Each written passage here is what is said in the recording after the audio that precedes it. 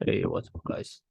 Okay, so today I want to talk about a very simple technique and called purification of quantum state. Okay, so this is the simple results, but unfortunately, I never heard about when I was undergraduate.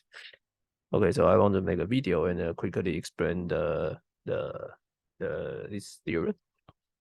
Okay, and also this theorem also called the Schrödinger and HJW theorem.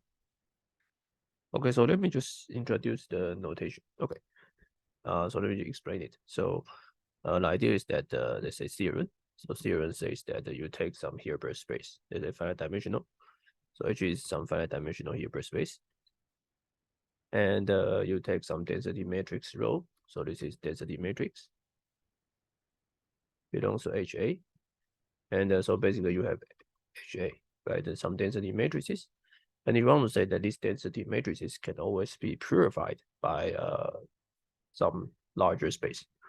Okay, so this means that there exists another Hilbert space HB, which is also finite, such that there exists another pure state. So this is a pure state in the larger Hilbert space. So HA tensor HB, right? Such that this rho, when you take the partial trace, it becomes or density matrices rho, such that there exists a psi per state and rho. So if you take psi and take psi, and you take a trace of the B, then this will become rho. Okay. So pictorially means that you can enlarge the Hilbert space. And then there is some state psi, such that psi restricted will be rho. Okay. So basically it's the theorem. Okay. And so proof is not difficult. The proof is that you write down, you think a little bit, and use, because this kind of theorem basically you need to construct such psi, right? Such state psi. Okay. Okay, so the proof. So idea is that let's say so first you need to know you need to know a schemic decomposition. Okay. So you first know that you can write rho in terms of pi and say I. Okay, let's say I from 1 to n. Okay, so n is the dimension of the Hilbert space, and I is just some this is the Dirac notation, right? So I is just some also normal basis of HA. Okay. And the pi is some number which is greater or equal to 0, and the sum over pi is 1. Okay, so now you have this, right? So the next thing you need to write down, you need to create another Hilbert space, right? So let's say we can pick HB equal to HA, and we pick another also normal basis. Okay, but that's let's call this psi phi I. Okay, just for convenience, the phi I is also normal basis, and then let's say call it maybe AI. AI is another also normal basis in HB.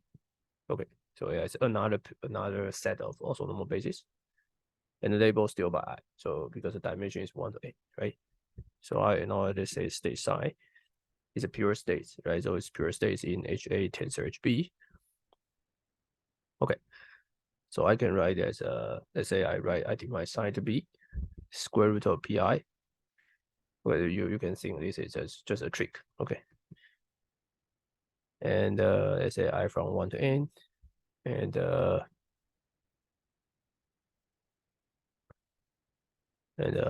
let's say pair phi I and pair with AI.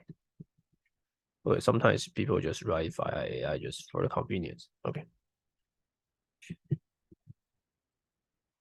Okay, so this is the this is the pure state. Okay, from I from 1 n, so this is pure state. Okay.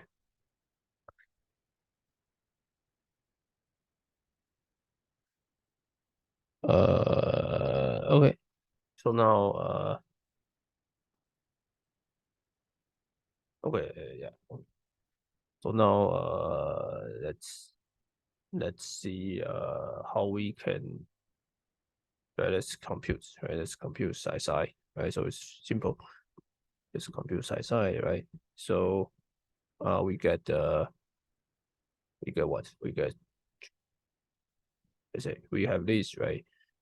So we can get, let's say ij, pi, pj, psi ai, psi j, aj. Okay, let's take a partial trace. So let's say partial trace b. Okay, so maybe you know the quantum mechanics, right? There's x, any trace of b means that you pick an orthonormal basis of hb. In this case, it's ak, right? So it's basically this k from 1 to n, ak, x, ak. Okay, so you just pull it down. You get ij, k, pi, pj, right? So ak is the b, right? So b need to pair with a. So let's say phi I by notation. So it's phi ak, phi I, phi j, ak. Okay, so this pair with k. Okay, so you get summation ijk, pi, pj, phi I, delta ki, because not only the first Hilbert space HA states remains, and this is kj, phi j. Okay, you summarize it, right? So this means that I must equal to k equals to j.